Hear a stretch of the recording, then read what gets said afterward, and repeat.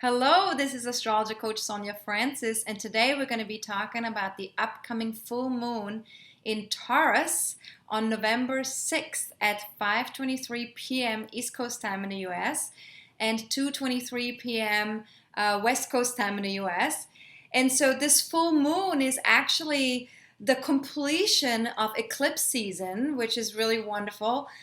We now have gotten our consciousness upgrade and we are ready to tackle life from a new place, from a new conscious place. And this eclipse season started back in September 24th. So this is quite a long time of, needing to go through an upgrade. But here we are. We're ready to tackle life again. And so this full moon is a balancing act between the Scorpio and the Taurus energy. Now, the Scorpio energy is something we already talked about in my last video, in the solar eclipse video that I recorded 2 weeks ago. So feel free to watch that again. However, just to recap a little bit what Scorpio is about, Scorpio teaches us to connect to our deepest passions and overcoming our fears. It's about letting go of emotional attachments or traumas that, emotional attachments that don't serve us anymore, or emotional traumas, and connecting deeply to ourselves and other people. So it's definitely a relationship oriented sign as well, Scorpio. It also teaches us to embrace all of who we are, the good, the bad, and the ugly, I like to call it, so we can be more authentic and empowered. And very often we learn in our most intimate relationships how to embrace some of these things within us through the relationship or through the other person. But it's also something we can explore on our own within ourselves if we're allowing ourselves to go more deeper within our own process through therapy or coaching or energy work or any type of work that helps us go into our own inner process on an emotional or psychological level a little bit deeper. Now, on the other hand of Scorpio is Taurus. So this full moon being in Taurus, we're really seeking sort of the balance now towards a healthy relationship with the physical world, because Scorpio is all about the emotional and psychological. Taurus is all about the physical and the values that we have in the physical world. So the physical world it's about our physical body, right? It's about our physical resources, about money, about our values that we have. We learn about the power of beauty and what makes us happy in the world, in the physical world, right? Now we also, with Taurus, it's also about a need to develop our talents and our self-esteem and to discover or manifest what we truly want, to really get connected to, who are we and what do we have to offer? Like, what are our talents? What are our gifts? And how do we honor them ourselves, and how do we relate to them ourselves? Now, a healthy sense of self-worth is really critical with the Taurus energy, because when we don't have that, we very often try to fill the gap of that self-worth with money or material possessions that end up not really making us happy. So on the one hand, we can fill the gap with money and material possessions to fill the gap of unhappiness, in a sense, right? On the other hand, having a lot of self-worth and self-esteem can also help us ask for more money and ask for the things that we deserve, because we're feeling good about the talents that we're sharing and that we're bringing into the world. So it also can help us have more money and material possessions in a sense as well. But we do want to pay attention to, are we having money and material possessions to fill a gap, or are we having those things because we're honoring our gifts and our talents, and we're honoring who we are in the world and what we're offering? So one of the questions you can ask yourself with this placement is, what matters most to you? What is really important to you, and what really makes you happy? Like, when you think back in the past, what are some of the things in your life that made you the most happy, where you felt the most happy? Think about those things. And then also what you can ask yourself is, are you making a living, or are you making a life for yourself? And there's a really big distinction between those two, right? Because when we're making a living, we're really just kind of like trying to earn money so that we can pay for everything that we have to pay for. But when we're making a life, we're not just paying for the things in our lives that we honor and that are valuable to us, but we're also able to enjoy them. We're able to really blossom in the things that we have created for ourselves, right? Now, Venus, which is the ruler of Taurus, at the time of the full moon is in alignment with the Sun and Saturn in Scorpio. So it's in the opposite sign of that it belongs to. So here we're really being asked to be very emotionally authentic and connect to the power of love from within.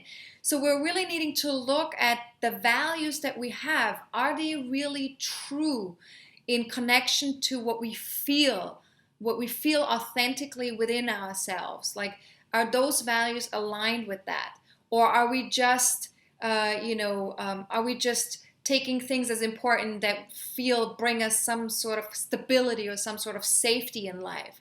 Because here it's really about making sure that we're not just looking for safety, we're also looking for, a deeper happiness, a deeper fulfillment, a deeper meaning, a deeper emotional connection. So we're really called to merge our sense of self or self-worth with our heart, with what's truly feels important to us. And so we really need to also pay attention that we choose love over fear whenever we can, as often as we can, whenever possible. And I know I've said this many times before, but I do think that this is really very, very important to pay attention to and be really consciously approaching that, right? Now, we can transform stale and toxic energies by bringing love and conscious awareness to them. And this is really important at the time of this full moon with Venus in Scorpio and connecting to the Sun and Saturn. We're really wanting to look and see, what is stale and toxic in our lives? What is holding us back from really connecting to ourselves more fully? And so we need to really let go of those things. The other thing we need to do is we need to embrace and own our projections, things that we're putting out onto energies that we're not owning ourselves and that we're projecting out onto other people and things in the world. Our fears, our issues around power, we need to embrace those things because that is also going to help us to feel more connected to our power from within when we're able to acknowledge our fears and let go of the fears or act despite of whatever these fears are. Not let the fears control us, but be in control of our fears, right? And also the issue around power is especially in our relationships, like where do we feel empowered or disempowered in our relationships? We want to take a look at that too. Now, this is definitely a journey into our unconscious. So we're really wanting to, whether we do this on our own or whether we do this with other people in our lives, we really want to go deeper within ourselves. And when we do that, we really have the opportunity to get to some really amazing stuff, really valuable things. Like they call it in like an alchemic process, where you turning lead into gold, right? That's really what this is. When we go into the unconscious mind and we're looking at all the toxic stuff, all the garbage that's in there, all the stuff that's holding us back, all the fears, all the dirt and dust, that's the lead, and when we're bringing love and light and consciousness to that, we're able to transform that into gold. Then it becomes something that we can actually utilize, and it becomes a strength. We can use it, to feel fully empowered in our lives. Now, with Saturn being in play, that with this Venus placement as well, it really serves us to clarify what healthy boundaries and healthy boundaries are in our lives, in our relationships with other people. Also in terms of how we value ourselves in our relationships. What are some healthy boundaries, and what are the bottom lines? What's really true? And also in regards to who we are, and what are our shadow selves. Shadow selves are the things that we suppress, that we reject about ourselves, like I already mentioned in my last video. And the more we identify with just one thing, one energy within us, the more we're going to be projecting the opposite of that onto another person, or onto even a culture, or onto other people, right? Because we can only hold space, when we can only hold space for one thing, the other thing gets splintered off and gets projected out. So what we can really ask ourselves is, who or what do we idealize or demonize in our lives? So if you look at, public figures, for example, very often public figures will hold, that demonizing or that idealizing from other people.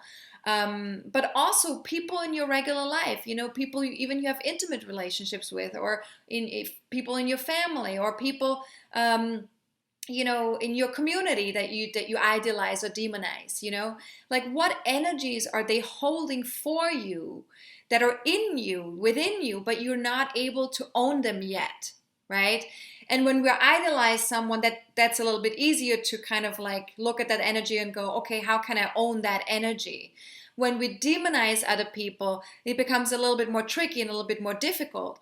But what we want to take a look at is that we don't have to go to the other extreme. We don't have to go to the other extreme of what we're comfortable with.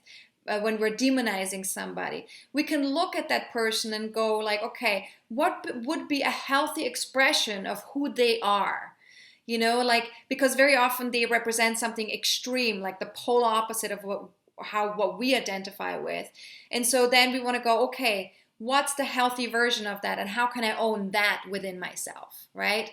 Now, we can also take a look at patterns and struggles that we have within our relationships, reoccurring patterns, reoccurring struggles that we have within our intimate relationships or with authority figures.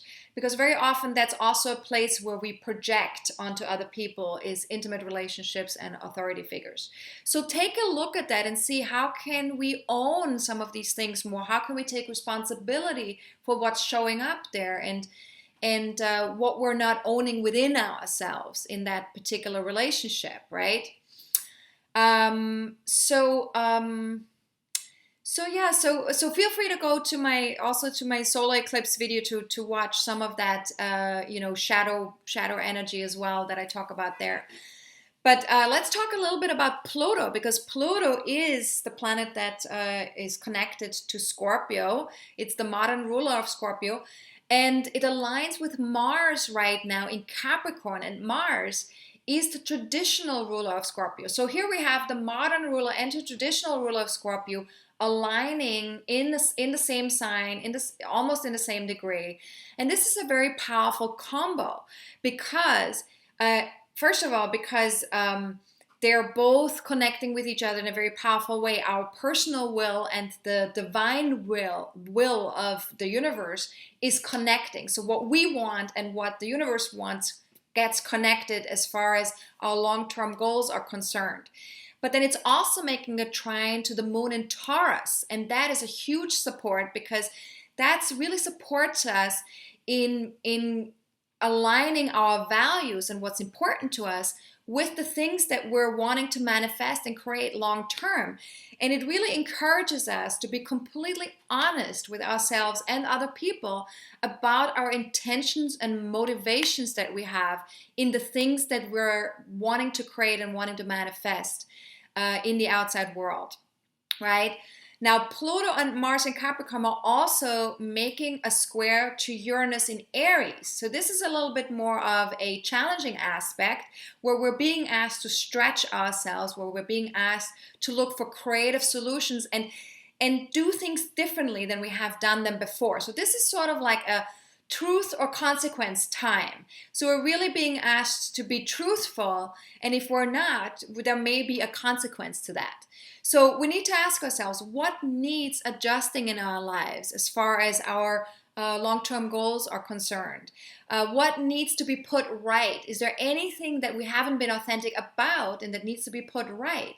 Now, what's really important is that we need to stay flexible and open with this aspect, because if we're not open and flexible, we may end up being sort of like in a lockdown or in power struggles with other people. So in order to avoid that kind of lockdown and power struggle in our relationships with other people or in a situation in our life, we really want to make sure that we stay flexible and open and find creative solutions so that we can make different energies within us work with each other, right? Now, people are going to forgive almost anything when we come from the heart and when we are truthful and authentic and able to take responsibility.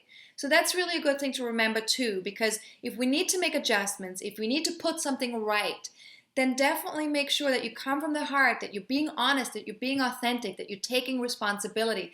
And that is the thing that will be really helpful. And as best as you can, don't be afraid to stand up for what is authentically true for you and for your own unique self-expression.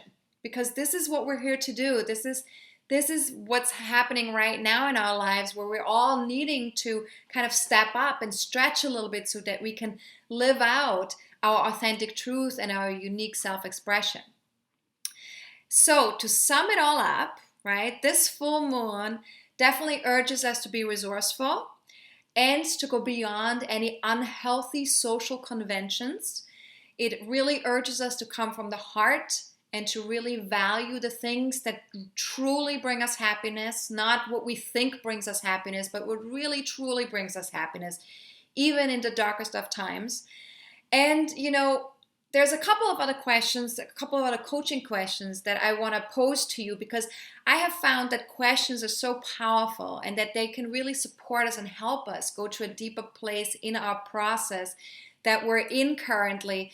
And so it can really help us get more aligned with how we can manage the energies that are at play right now.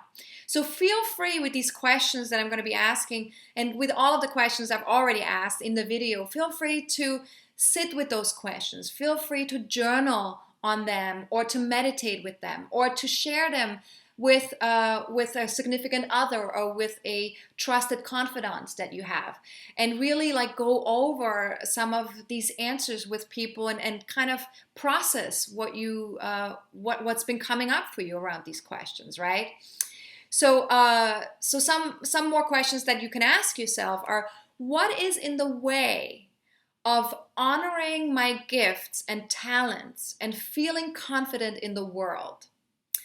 This is a really important question. What is in the way of really honoring that and really getting connected to that and feeling good about that?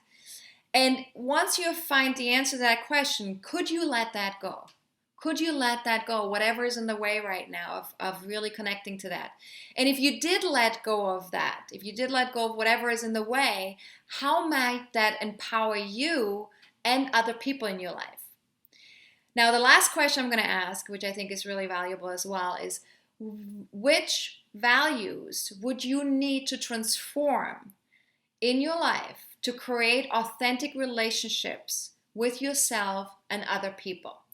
So values, of course, are things that are important to us that we can't be without, right? So what are some values that you want to maybe change, or maybe transform into something that's more authentic and more truthfully connected to you, so that you can have more authentic relationships with yourself and other people? So that's a really great question too. So again, sit with those things, journal, meditate, share, whatever works best for you. Obviously everyone has a different style. So check in with yourself to see, what works best for you. That's always really valuable. Now, for those of you who have planets and points in their birth chart in 12 to 16 degrees of Taurus, Scorpio, Leo, and Aquarius, for those of you, this full moon is going to be the most potent. But of course, all of us will feel this full moon somewhere in our chart. There's some area in our life that will be affected by that.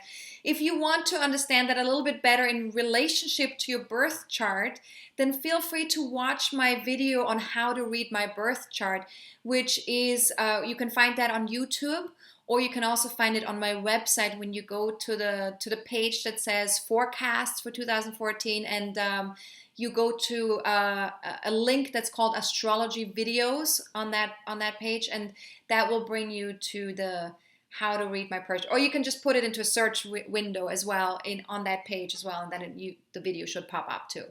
Okay, so if you have any difficulties finding the video, let me know. You can always email me at sonja@astrologercoach.com. That's SONJA@astrologercoach.com. And have a fantastic full moon. I'm looking forward to spending the full moon energy in my soul journey weekend that I'm doing next week. And if you like to get a reading at this time, I just want to say that please know that I'm going to be traveling. I'm going to be away in Boston until November 10th. And I'm happy to support you whenever I get back from my trip. So feel free to reach out to my assistant Anna at info@astrologercoach.com and schedule a reading already now. But know that I'm not going to be able to accommodate you until after November 10th. All right? So have a fantastic full moon. Remember, this is a relationship-oriented time, so we're working through certain things with other people as well, not just within ourselves. And make it a good full moon. Go within and work with all the things that are important to you, that are valuable to you. And I will be back really soon in about 2 weeks with the next video, which will be about the new moon in Sagittarius. All right. So have a good one. This is Astrologer Coach Sonja Francis. Goodbye.